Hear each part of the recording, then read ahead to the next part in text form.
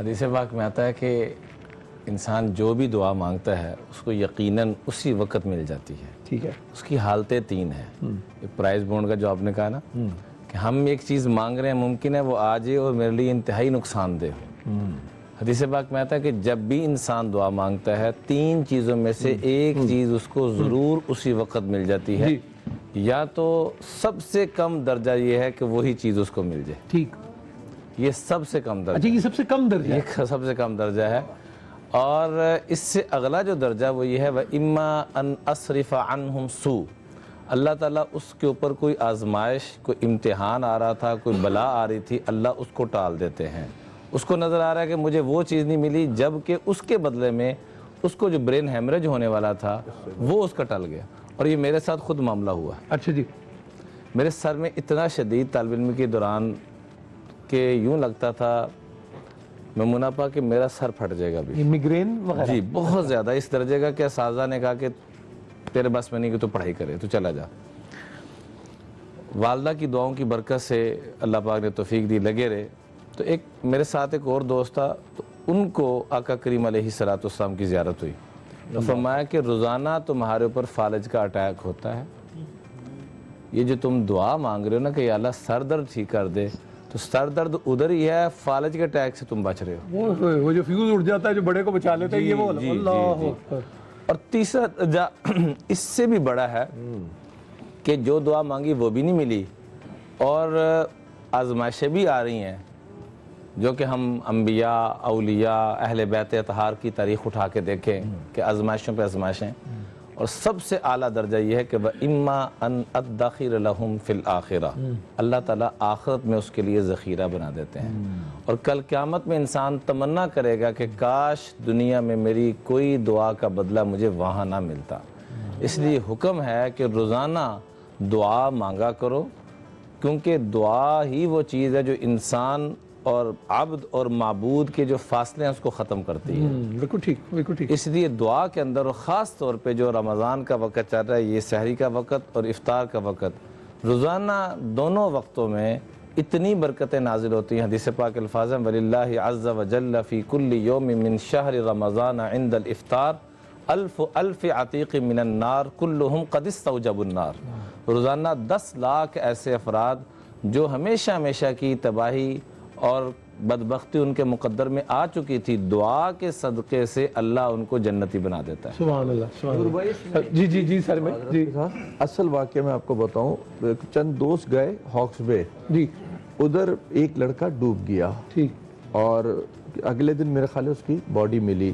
جب گھر پہ باڈی لے کر کے آئے تو اب ماں کا یہ دعا اور یقین کی بات میں آپ کو بتانا چاہ رہا ہوں. اس کا وہ یقین تھا اس کی ماں کا کہ اس کے بیٹے کی، جوان بیٹے کی باڈی پڑی ہوئی ہے، اس کے پاؤں کو چومتے ہوئے اور کہتی ہے کہ بیٹا مجھے پتہ نہیں چلا، دیر سے پتہ چلا، شاید تمہارا دم نکل چکا تھا، ورنہ میری دعا اللہ ضرور سنتا اور تم صحیح سلامت لوٹ. یہ بالکل آپ کو اصل واقعہ یہ بھی بتا رضا کا کیسا ایک طریقہ وہ ہے کہ یہ دعا تو یہ ہے، ہمارا ایمان ہے، ہمارا یقین ہے. اور اگر نہیں ہوئی تو اس کا وہ بھی یقین ہے کہ اس میں بھی میری بہت بڑی ایک میرا نقصان ہو گیا، لیکن یہی شاید میرا فائدہ تھا جو اللہ نے مجھے لوٹایا. اچھا علامہ صاحب یہ بتائیے کہ وہ بندے کی رضا اور اللہ کی رضا کے درمیان جو ہو وہ پھر شکوہ ہو جاتا ہے. بسم اللہ الرحمن الرحیم.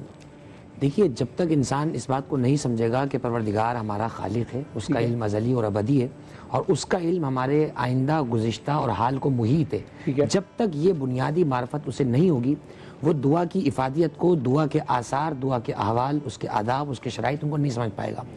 دعا جہاں آسان ہے اس معنی میں کہ بندہ اپنے رب سے تعلق پیدا کر سکتا ہے، وہیں اس کی کچھ شرائط خود اللہ سبحانہ و تعالیٰ نے مقرر فرمائی. جیسے ڈاکٹر صاحب نے آیت پڑھی تھی کہ خود اللہ نے فرمایا فَلْيَسْتَجِيبُوا لِي، میرے آواز پہ استجابت تو کرو، میری دعوت پہ لبیک تو کہو، جو میں تمہیں حکم دے رہا ہوں اس پہ تو وَلْيُؤْمِنُوا بِي. سارے مہین جو بات کی وَلْيُؤْمِنُوا بِي، یہ والا کیفیت ہے کہ ایمان رکھو کہ اگر میں کچھ لے رہا ہوں تو وہ میری ہی ملکیت ہے. اِنَّا لِلَّهِ وَإِنَّا إِلَيْهِ رَاجِعُونَ. تمہارا تھا ہی نہیں جو تم سے میں نے لیا ہے، میں نے دیا تھا، میں نے لے لیا. دیکھیے ہوتا کیا ہے، ابھی جیسے بہت کافی چیزیں ہمارے سامنے آئیں. حدیث میں یہ آیا کہ ان اللہ یؤخر اجابت المؤمن شوقا الی دعائہ. بعض اوقات ہم یہ سمجھ رہے ہوتے ہیں کہ میری دعا تو قبول نہیں ہو رہی. حدیث میں یہ ہے کہ ایک دن ایک شخص نے حضرت موسیٰ علیہ السلام کے زمانے کا واقعہ ہے, دعا کی پروردگار اس زمانے کا جو تیرے پیغمبر ہے اس کی مجھے زیارت کرا دے.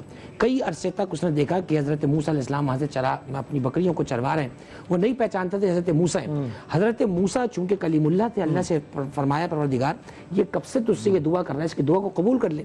آواز آئی, اے موسیٰ تم نے غور نہیں کیا, میں نے اس کی دعا پہلے ہی دن قبول کر لی اور تم سامنے سے گزرتے اس کی دعا قبول ہے. تو کہا تو اس پہ آشکار کیوں نہیں کر دیتا؟ کہا اس کا مانگنا مجھے اتنا پسند آ رہا ہے کہ میں چاہ رہا ہوں یہ مانگتا رہے اور میں ایسا کرتا رہوں, شکوے کی طرف انسان نہ جائے. میں یہ سمجھتا ہوں آخری جملہ بات ہوئی حضرات اہل بیت اطہار کی, پیغمبر اکرم کے صحابہ کرام کی. میں سمجھتا ہوں اگر ہم اس بات کو سمجھیں, دیکھیے یہ وہ ہستیاں تھیں کہ یہ شکوے کی طرف اس لیے نہ گئیں کیونکہ ان کو شکر الہی سے ہی موقع نہ ملا, شکوے کی باری ہی نہیں آئی. اگر انسان شکر کے فہرست بنا لینا, شکر کرنے کے بہت ہے, شکوہ کرنے کا وقت ہی ہمارے پاس نہیں بچے گا. ہم نے اپنے آپ کو شکووں میں لگا لیا, شکر سے دور ہو گئے. کیونکہ ان کے پاس آتا ہے تو وہ تقسیم کر دیتے ہیں اور نہیں ہوتا تو شکر کرتے ہیں. تو وہ یہ والی بھی صورت احوال ہے. تو ایک وقفے کی طرف بڑھتے ہیں اور اسی سلسلے کو آگے بڑھائیں گے, اور میرا دل چاہے گا کہ کچھ شکوہ جواب شکوہ کا بھی سلسلہ اگلا جب ہم آپ واپس آئیں آپ کے پاس تو کچھ ایسا ہو. اللہ تعالیٰ آپ کا اٹھنا بیٹھنا کھانا پینا سونا جاگنا ہر خیر کا باعث ہو. ایک وقفے کے بعد آپ کی خدمت میں حاضر ہوتے ہیں.